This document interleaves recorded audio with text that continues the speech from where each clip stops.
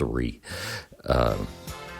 But this is about drugs, right? I'm just going to kind of sum up drugs. I'm not going to tell you, I don't know everybody's story.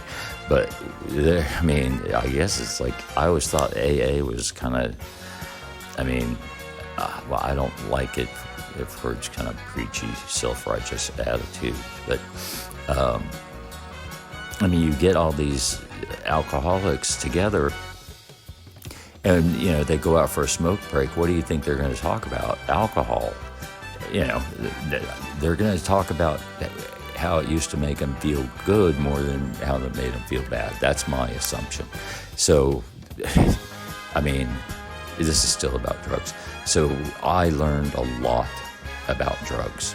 And I asked, I didn't ask, hey, were you high when you came in here or whatever? But if somebody, and that's my point, I learned so much about drugs. Some of the people had done, everything. Some people had come in addicted to meth. Some people, no one was addicted to cocaine. PCP,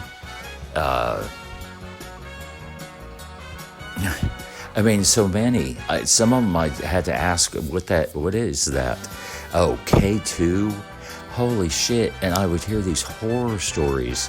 I had a friend that died from one of my friends had come in and had to get a clean shirt because he had thrown up on himself in the hospital when they gave him the shot of Narcan. So he had to get a different shirt when he came in there. And he had 4 Narcan shots that day. I'm not shitting you. The guy had no reason to lie. He wasn't bragging. He was just, and he wasn't condemning it either, really. He just told me. I learned how to make prison taffy, which is, the guy who told it to me, he was one of my friends, but he was kind of hard to understand also.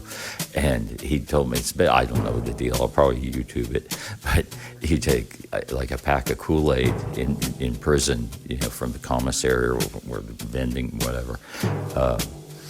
And you put a little water in it, and then you pour like 4 packets of sugar in it, and then you seal it back up, and you roll it gently over a period of time, and it will turn into taffy, Kool-Aid taffy.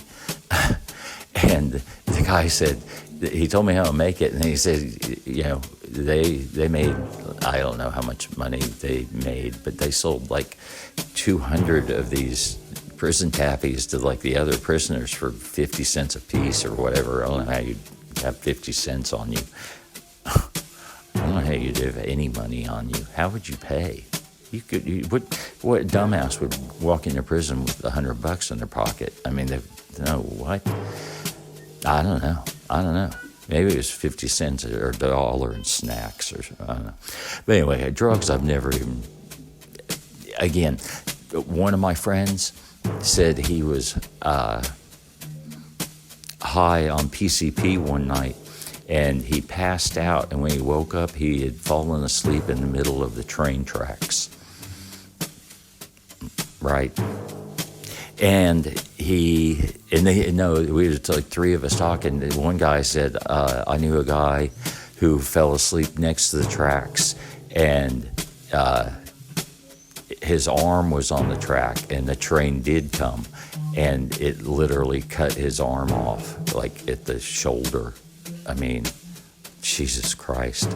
Oh, right. And he said the only reason they think that what saved him, it was I can't remember if it was meth or what, but whatever he was on, apparently like really drops your blood pressure, and so he didn't bleed out. I can't even think of all of them. People with, track marks, people with self-harm marks. So that's my point about AA is like, inside we spent the whole day like doing therapy and stuff, not all day, a couple hours, talking about how, to inspire you to not do drugs or alcohol. And then we would go out on a smoke break, and that's all people would talk about. And there again, I asked, I didn't care. If somebody said, I asked, I said, they said K2, I said, I remember that, what was that? And, or whatever. And I was like, so how does meth make you feel? Does it make you feel, I don't know. It doesn't sound fun. And he's like, well, people just trip out, man. Some of them have a decent trip, and they're just talking to each other, can't stop talking. And some people are like, bashing the kitchen table just they think they're fighting off demons. I don't know how long I've been talking. 6 minutes. All right. Just so many drugs. I heard so many drug stories, and I can't tell you how crazy these stories were. If I think of an interesting one, I'll say it.